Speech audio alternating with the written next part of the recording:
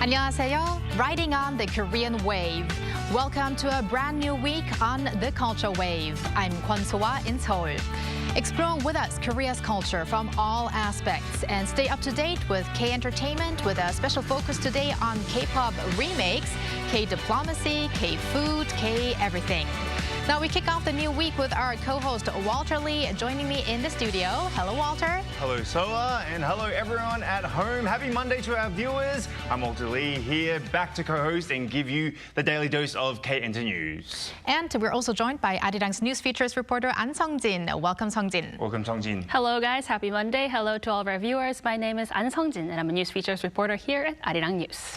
All right, welcome to you. We're going to start off with K-Enter News today. So, Walter, I heard there's some great news for J-Hope fans. Yes, massive news for J-Hope fans. I've got a couple of news stories for J-Hope fans, actually. So, J-Hope of BTS has again achieved global success with his latest single, Killin' It Girl, which topped the iTunes Top Songs chart in 61 countries following its release just on Friday, according to his agency Big Hit Music on Saturday. Now, the track claimed the #1 spot in several countries, including Australia, Brazil, Denmark, and France. Now, on both the worldwide iTunes song chart and also the European iTunes song chart, the original and the solo versions ranked #1 and #2 respectively.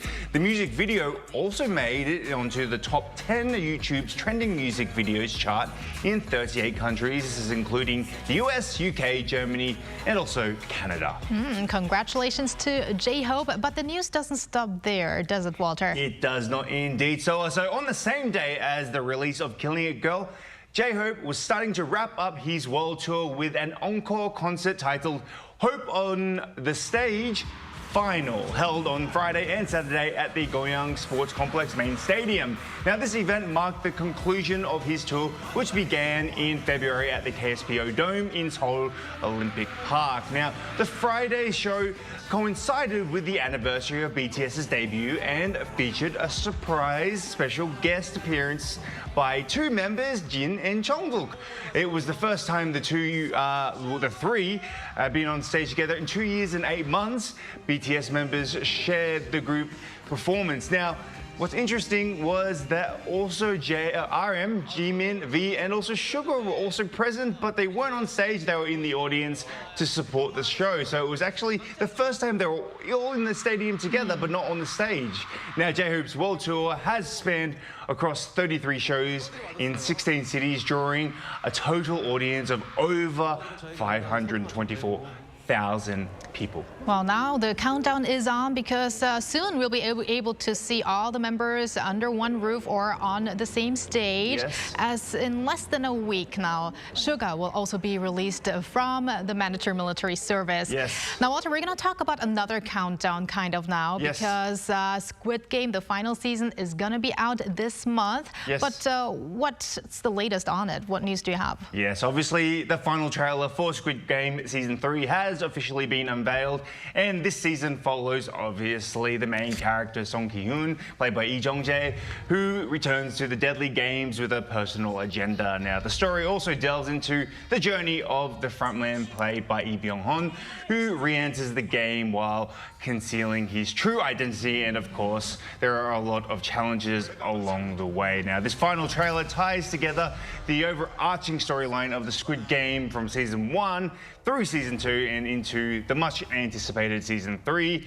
As the internationally acclaimed series approaches its conclusion, Squid Game Season 3 will premiere globally on Netflix on June 27th. Not long left to see what finally happens. Can't wait. Well, thank you very much, Walter, for those updates, and stick around. Will do.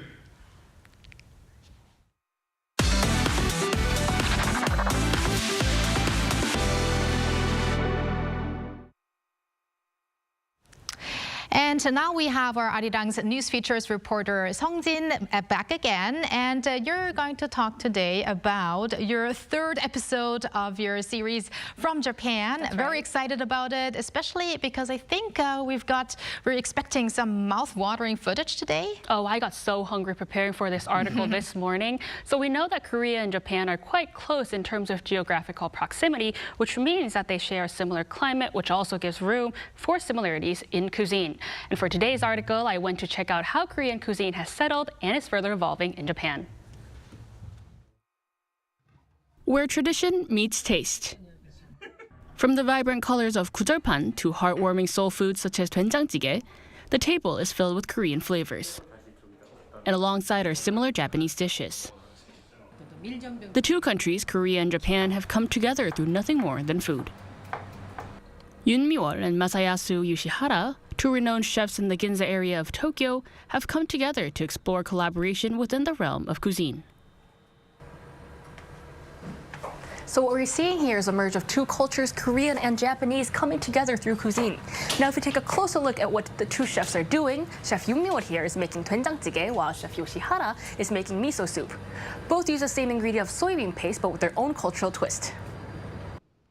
Whether it be the Korean pancake like pajeon and Japanese okonomiyaki, to Korea's mugwort pomuri and sujeongwa desserts, and Japan's kuzukiri, the two East Asian countries find cultural crossovers with their fundamental dishes. To celebrate the 60th anniversary of the normalization of Korea-Japan relations, the two chefs have prepared dishes that shed light not only by their uniqueness, but also by their similarities. Over the decades, I've seen how Korean and Japanese food share common foundations. While the colors and ingredients might differ, the base is often the same. Among other countries, Japan is where Korean food finds the most resonance. It's been a long time since Korean food entered the country, and in the swarm of Korean barbecue joints and snack bistros, Chef Yoon has worked hard on rooting Korean food in Japan to show what traditional dishes look like. I've really worked hard on sharing Korean food in Japan. It's not about saying my food is good. It's about showing that Korean cuisine stands on its own. Though we still have some way to go, I feel like at least 60% of it has now taken root here. And for Yoshihara, he says that it was a chance to get to know more about Korean food. I know Japanese food very well, but Korean cuisine was new to me. Thanks to Chef Yoon, I've learned a lot while preparing these dishes. For Japanese people, it's easier to explore the flavors with more Korean restaurants opening. With Korean food offering a wide range of dishes, it isn't only about spreading awareness of traditions. Over time, it has gone through localization efforts as well. Chef Kang takes a creative approach to his Korean restaurant in the town of Nishiogi-kubo. In a country known for its subtle flavors and minimalism, he served dishes based on seasonal ingredients and tries to differentiate them from the cliché snacks of K-Town. I present unfamiliar Korean cuisine in a way that feels familiar to Japanese diners. The biggest similarity between the two is that since the seasons are similar, dishes can also resemble each other. A lot of people come here with an initial interest in Korean culture. And Kang's decades-long efforts have appealed to his customers and regulars. When thinking about Korean food, I usually imagine bulgogi or yakiniku. It's my first time here, but it felt very new and refreshing. I was glad to try this. The spicy and strong flavored food in Shin Okubo was all I thought of as Korean food. But here, I liked how it was different with their smaller dishes and formality. Whether it comes from the exposure to content or the flavorful dishes, Korean cuisine is evolving within Japan's culinary landscape. Korea and Japan already share much history and many cultural elements, and cuisine is not only a testament to this cultural intersection, it also reflects both tradition and adaptation. Wow, well, that was a feast for the eyes, for at least for us here, although you got to taste this food, Seongjin. So you were in Japan to experience all of that, but did you really feel that Korean food was prominent there?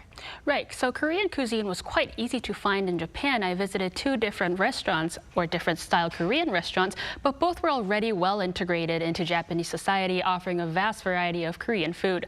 But also Japanese food itself is quite commonly seen in Korea as well, right? Whether it be sushi, ramen, tonkatsu, or others. So it really is a cultural exchange between the 2 countries. Well, talking on that cultural exchange, like how is cuisine an indicator of the spread of culture? Oh, absolutely. So not only do we have cultural influence like Hallyu, the Korean wave, but content plays a major role in introducing Korean cuisine to Japan. But even apart from that, Korea and Japan are just geographically so close, which makes the spread not only food, but ideas, and also easy. Well, that makes sense. Well, thank you very much, Seongjin, for that great coverage, and we're looking forward to next week. My pleasure as always, guys. Thank you. And now we're going to move over to our AI anchor, Ari, for other culture-related news. Ari, take it away. Hello and welcome to your AI guide to the latest cultural updates from Korea. Here's our top story. Illegal distribution of Korean webtoons is spreading rapidly through open chat rooms and closed social media networks, raising alarm across the industry. Fueled by the Korean wave, demand for K webtoons has surged, leading to a sharp rise in unauthorized foreign language translations. The Korea Copyright Protection Agency says over 70% of illegally shared K content last year were webtoons, resulting in industry losses amounting to hundreds of millions of dollars. While calls are growing for tougher punishment, tracking down the elusive distributors remains a significant challenge.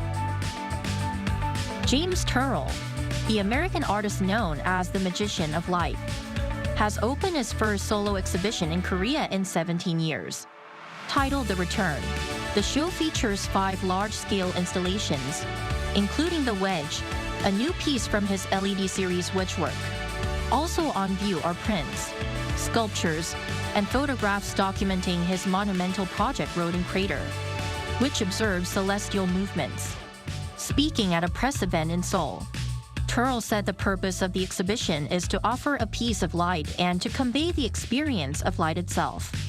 It runs through September 27th at Pace Gallery in Hannam-dong, Seoul.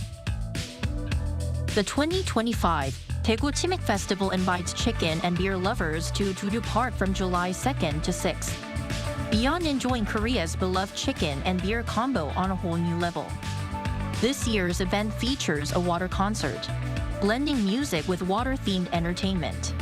A dome will be installed at the outdoor concert venue to ensure the festivities continue rain or shine, with performances by popular K-pop artists. Visitors can also enjoy a variety of other programs designed to elevate the Chimik experience. So if you're a fan, don't miss out. That's all from me. Stay tuned to the Culture Wave. If you look at the K-pop charts these days, you might notice a resurgence of familiar melodies and lyrics from the past. Remakes, songs that are reborn through new voices and new style. Why are remakes making an appearance in the K-pop scene again, and what does it mean for the K-pop industry? Let's talk about this with an expert in this field, Bernie Jo, president of DFSB Collective, who is joining us in the studio for a change. Hello, Bernie. Yes. Bernie. It's good to be in the same time zone talking in person, in the flesh. Yes. Well, great to have you in the studio. So, Bernie, let's start off with what defines remakes in the K-pop industry. I mean, also, how is it different from remixes and cover songs? Oh my goodness. Look, this is a terminology that's often used interchangeably and is often the source of discussion over coffee to arguments over soju. So I'm just going to lay it down, break it down for you, keep it really super simple. Sure. When it comes to remakes, I think the easiest easiest, safest way to describe that is they tend to be a little bit more liberal in the reinterpretation or radical reinterpretation of a song, whether it be the lyrics, the arrangement, the composition. So the safest way to think of it is it's out there. Whereas with cover versions, they tend to be a little bit more conservative and a little bit more cautious, tend to be a little bit more of a more faithful rendition of the original version. Again, whether it's a singing style or the instrumentation. And so there's, although they're interchangeably used, they're to really describe the same thing, a newer version of an old song, they're very different. And to answer your question about remixes, whether it's a DJ or a producer, they'll often take the original vocals and the original instrumentation and do something with the song, whether it's make it faster, slower, or make it darker, lighter. But the end game is to somehow make that original song maybe a little bit crazier, sexier, cool. Yeah. All right, and now we're seeing a lot of remakes in the charts, as I mentioned before, from IU to 조재즈. So why at this point do you think remakes are back? Well, you know, I think right now it's not like a sudden appearance of remakes. I think in many ways there is a bit of a slow burn sort of approach to this. For one, as we all know, these TV audition shows, yes, there were a lot of boy band and girl band audition shows that did some covers, both local music and foreign music, but older audiences fell in love with trot. Trot in some ways became almost like the new punk because it was such a radical kind of counter-programming to, you know, the boy band, girl band dance music thing, that trot had this resurgence. Now, trot's become mainstream, so obviously audiences and TV networks are looking for the next big thing. Turns out throwbacks to way back is the new thing. And in many ways, as much as we just mentioned IU, and we're probably going to talk about 조재즈, in many ways, the market was already kind of sort of prepared by, I'm just going to mic drop at the moment, is Rosé, Bruno Mars collaboration, 아파트. The reason that song was such a huge hit, obviously it was a great song, but it triggered something in people because it reminded people, especially at my age, of a classic 80s hit called Hey Mickey from Tony Basil. Right. And, you know, again, it was pretty obvious that it was sampled, but because the samples were redone, but more importantly, that original artist was credited, there's a new word we all need to know, interpolation, but which is another kind of sort of form of a remake. And because that song just became such a massive worldwide hit, not just in Korea, across Asia, beyond Asia, worldwide, the market was already now accustomed to this idea and this concept of remakes. And so when IU and 조재즈, I mean, they're currently both holding strong on the top 5, remakes all of a sudden has become the hot topic. I definitely agree with you there, and it does remind me of, yes, Mickey, which was a very popular hit. Even when I was in high school, we used to sing it all the time. But how common are remakes in the international music industry, do you think? And do you think there are any differences between, let's say, the approach of K-pop in that way? Yeah, I think, you know, for me, remakes is always a beautiful tribute. And so, for instance, I think the first place we often see remakes is in live concerts. Usually, if you want to get that superstar surprise guest appearance, it's always good to kind of sing the song of that favorite artist. You know, just not too long ago, Bruce Springsteen, a legend in his own right, he did a cover of a Beatles song, and lo and behold, he called out Sir Paul McCartney. Taylor Swift, she's known to do the same thing. You know, she did a cover of a Robbie Williams song, Angels, and lo and behold, from the bottom of the stage, Robbie Williams appeared. And we're starting to see that also in K-pop. Not too long ago, Boa was a headliner at the Weverse Con Festival, and 2 of her Hubei junior female singers, or I should say girl bands, Illit and 50/50, they did these beautiful tributes to Boa, who was the headliner, and at the time she was celebrating her 25th anniversary. What I would have loved to have seen is right now, currently, the SM Town World Tour is going on, celebrating its 30th anniversary. And although all these artists have all these hits, what the highlight is, and you can only kind of see bits and pieces on social media, is there are about a dozen big SM hit songs that are sung by other artists within the SM roster, and this has created a lot of buzz and excitement.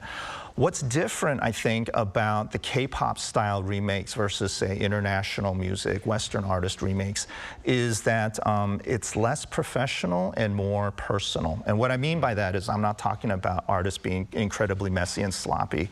If anything, they're very respectful. Usually when an artist in the West wants to do a remake, it's a business transaction between producers and publishing companies. You get the permission, you go to the studio, record it, you're off. In Korea, whether it's IU or JoJazz, the remakes were very personal in the sense that, for instance, with IU, she personally reached out to each of these artists because she has admired them for many, many years. And then these particular artists also found ways to either be part of the production and definitely part of the promotion. And so when these new versions that IU put out were very personal in a great way. The JoJazz, I think his story is part of the reason why his rendition, his version of the Da Vinci song is such a hit, is how that remake came together. He apparently met the original producer at a bar and was doing cover songs and versions. And the original producer was so moved, he's like, we got to record this, we got to release this. And that song quietly got released in January, about 5 months ago, and fast forward to now, it is now a top 5 song, and it has been holding strong in the top 5 for almost the past 5 months. And so I think the K-pop remakes are very personal. I guess those personal stories do also really resonate with the listeners. Yes, I do agree. And you kind of did answer my next question, but I want to kind of twist it a little bit. Nowadays, remakes involve a complete rearrangement or reinterpretation of the songs. And sometimes they can either go north or south. Sometimes they can do really well, or sometimes you always compare, obviously, with the old one. And, this is not as good as the old one, or this one's much better. It really does depend. What's your assessment of the latest characteristics and trends of the remakes? Well, again, I think what comes through, and I think this is why it resonates with fans, both old and new, is authenticity. You can not only hear, and if you're watching the music video, see, but more importantly, feel the respect and the tribute. And it's a very delicate balancing act in terms of wanting to be somewhat faithful to the original, but yet be unique as well, so that you have your own little stylistic stamp on it. And so far, the artists that are doing very well with the remakes have figured out what that balance is, what that secret sauce is. If they can bottle it, I think we're going to see more remakes, but for the time being, it's working incredibly well for these two artists. And again, I think when we look at IU, she has had a series of these remake albums. You know, right now when she just dropped her latest one, this is the 3rd tribute album she's put out, and you know, all 6 of the songs on that EP all charted. And so I think you know, she has figured out a way to really resonate with audiences with respectful tribute songs, and it feels very genuine, feels very authentic.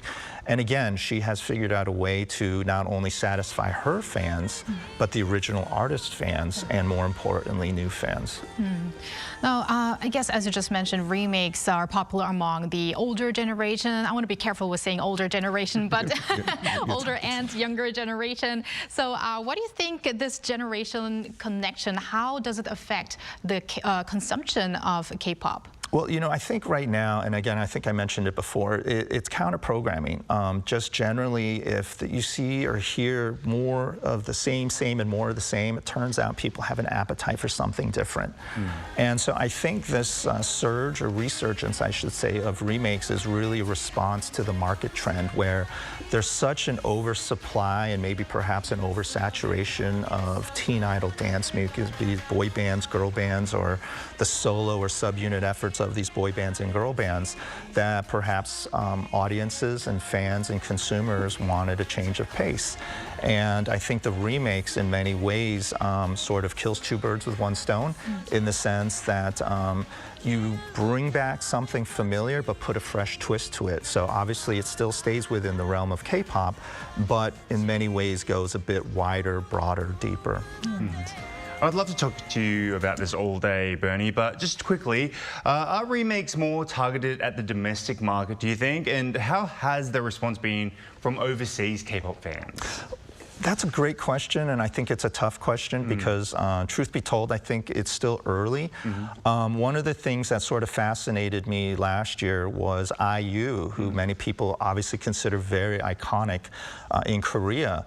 She had a sold-out world tour, and I think in large part that was due to the fact that many of her fans knew her from her acting and fell in love with her music. And because Korea is such a hot spot right now in terms of music, I think overseas fans are naturally always curious as to what's hitting, what's trending in Korea. And because these songs are surging, there's curiosity. And I think what's helped in many ways is something as boring, as mundane as metadata. I'm throwing out another technical term out here today. But essentially, what's interesting and more importantly different about these re-releases, remakes, is the titles are now also known by the English translation titles, so that the original fans will still recognize it, but the new fans now know these classic tracks with English titles. And that is very much an outreach to reach out to overseas fans to not only discover, but more importantly, fall in love with these songs. Right. And finally, Bernie, what are your prospects in regards to remakes in the K-pop industry? You mentioned before it's probably going to continue, right? Yeah, I mean, as much as we want to think it's a collision or a convergence of coincidence, there are some, creatives in the industry who feel that there's something to it. I had to write this down because it was something that caught my attention recently.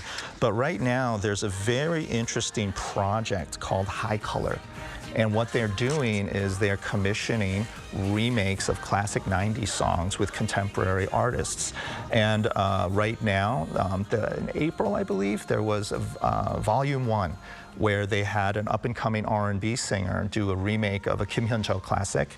And then just a few weeks ago, one of the members of Brown Eyed Soul, he just did a cover or a remake of Solid track from the 90s. And this particular series is going to continue releasing classic song remakes with contemporary K-pop artists. And so I think we're going to start seeing more, but it's not going to be coincidental. I think many believe that there's some gas in this tank, and they're fueling, hopefully, more chart hits. All right, looking forward to all of that. Thank you very much, Bernie, for your insights today and also for joining us here in the studio. Thank you, Bernie. Likewise. Thank you. And thank you, Walter, as always. We're going to see you back here tomorrow. See you tomorrow. Thank you for spending the past half an hour with us on the Culture Wave. Please join us again tomorrow on Tuesday at 2 p.m. Korea time, and maybe one day here in Korea.